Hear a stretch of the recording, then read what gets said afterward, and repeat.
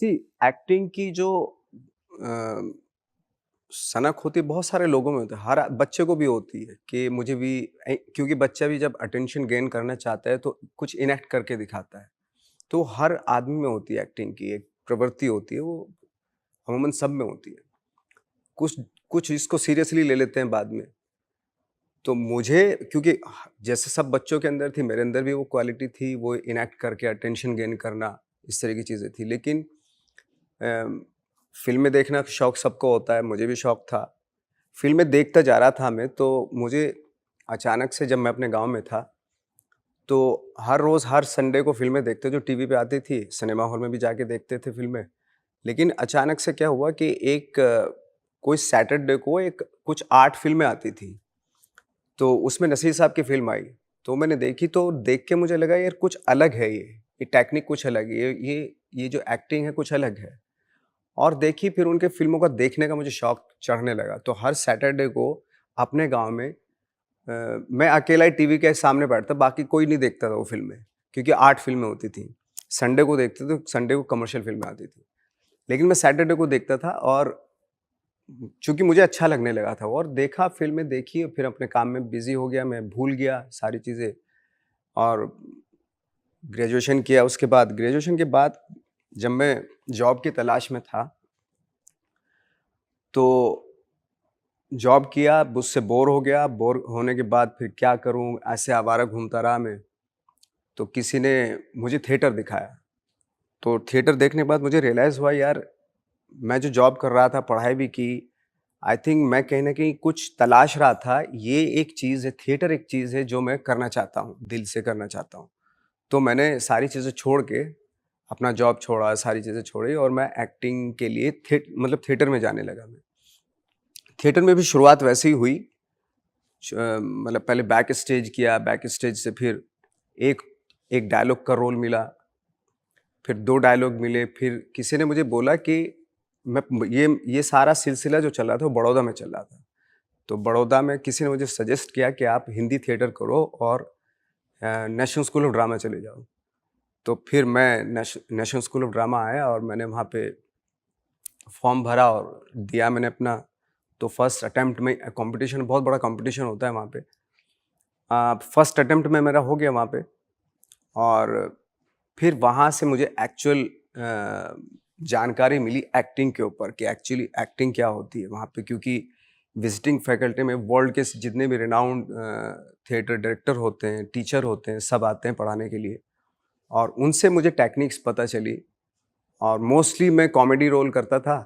तो एक रशिया से एक डायरेक्टर आए वैलेंटाइन तेपलेकोव, तो उन्होंने उनके साथ मैंने सीरियस रोल किया। आई थिंक मैंने इतने सारे प्ले किए, सारे कॉमेडी प्ले किए और एक सीरियस रोल किया और उससे उससे बहुत मुझे हेल्प मिली और पहली बार रियलाइज़ हुआ कि कैरेक्टर किस किस तरीके से किया जाता है। क्योंकि उसने सारे जो उनकी जो टेक्निक थी वो बहुत ही स्टेनिस्लास की बेस्ड थी। एनीवे तो मैंने national school of drama complete किया, 3 साल का होता है वहाँ पे, फिर मैं मुंबई आ गया स्ट्रगल करने के लिए। क्योंकि हिंदी थिएटर कर रहा था उसके बाद तो उसमें पैसा-वैसा तो होता नहीं है। फाइनली मुंबई आया, यहाँ पे कॉन्सेप्ट ही दूसरा था काम देने का। तो जिस भी ऑफ़िस में जाते थे तो खड़े हो जाते थे कि भई पूछता था सामने वाला कि क्या है? मैंने कहा एक्टर हैं, कुछ काम चाहिए। तो बोले देखने से तो लगता नहीं एक्टर है। तो इस तरह की दिक्कतें बहुत आ रही थी और ये सिलसिला मेरे ख़्याल से कोई 8-10 साल तक चलता रहा।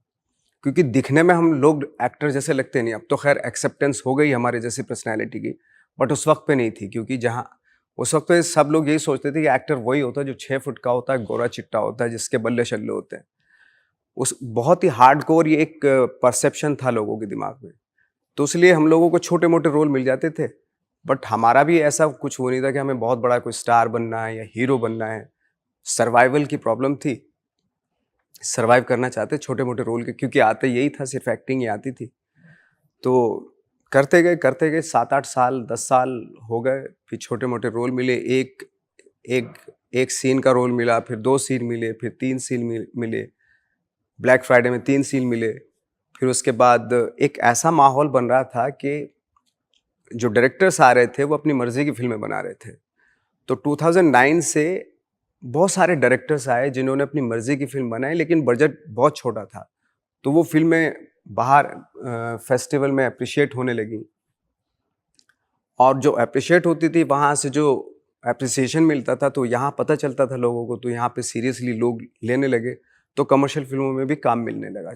वो भी वैसे मिला, छोटे-मोटे रोल ही मिले, लेकिन धीरे-धीरे छोटे से फिर बड़ा, उससे बड़ा, और फाइनली 2012 में मेरी 3 फ़िल्में आई, गैंग्स ऑफ वासेपुर, कहानी और तलाश। और उसके बाद तो फिर मतलब पटरी जो है, गाड़ी जो मेरी पटरी पे आ गई थी।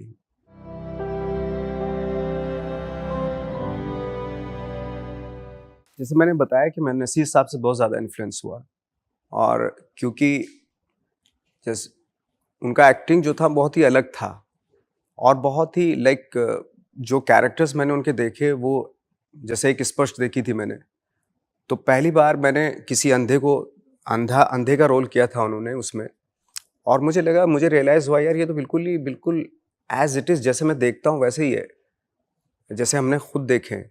क्योंकि उससे पहले क्या हो रहा था, जब हम फ़िल्मों में अंधों को देख रहे थे, वो बहुत ही ओवर द टॉप मतलब एक्टिंग थी उनकी। अगर अंधा का रोल कर रहे हैं तो ऐसे-ऐसे, अंधा ऐसे देख रहा है अपने घर में, चीज़ों को ऐसे टटोल रहा है। पहली बार जब मैंने नसीर साहब की स्पर्श में हाँ, स्पर्श थी वो फ़िल्म, उसमें जब देखा मैंने, तो उनको मालूम है, अंधे थे लेकिन उनको मालूम है कि मेरा ग्लास कहाँ रखा है, सीधा ऐसे उठाते थे वो, पेन कहाँ रखा है, कितनी कदम की दूरी पे मेरा टॉयलेट है, वॉश बेसिन है, ये सब उनको मालूम था। कभी भी उन्होंने ऐसे-ऐसे नहीं करते थे वो। तो मुझे रियलाइज़ हुआ, बिल्कुल जैसे जैसे मैं देखता था अंधों को, वैसे ही थे वो। तो उन उस वो फ़िल्म मेरे दिमाग पे बहुत असर की, और मुझे रियलाइज़ हुआ कि रियलिटी में कुछ और हैं चीज़ें, और हम लोग जो फ़िल्मों में देखते हैं, वो कुछ और है। वो रियलिटी से बिल्कुल भी मैच नहीं करती वो चीज़ें। ये परफ़ॉर्मेंस बहुत रियलिटी से मैच करती है, रियल लाइफ़ से, ज़िंदगी से, कैरेक्टर से बहुत मैच करती है। तो इसलिए वो मैं उनकी फ़िल्में बार-बार देखता रहा। तो नसीर साहब द फर्स्ट एक्टर जिन्होंने मुझे इंस्पायर किया।